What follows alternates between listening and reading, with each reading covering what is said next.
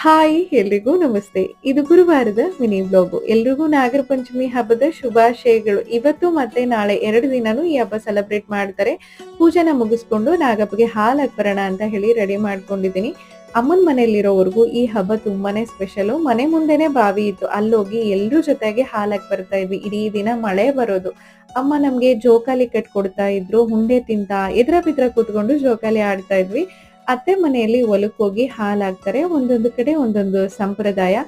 ಇನ್ನು ಈ ಟೈಮಲ್ಲಿನೇ ಎಳ್ಳುಂಡೆ, ಹಾಗೆ ಶೇಂಗಾ ಉಂಡೆ, ಕಡಲೆ ಉಂಡೆ, ಗೋಧಿ ಉಂಡೆ ಅಂತ ಯಾಕೆ ಮಾಡ್ತಾರೆ ಅಂದ್ರೆ ಆರೋಗ್ಯದ ದೃಷ್ಟಿಯಿಂದ. ಶ್ರಾವಣದಲ್ಲಿ 1 ತಿಂಗಳ ರೊಟ್ಟಿ ಇರಲ್ಲ.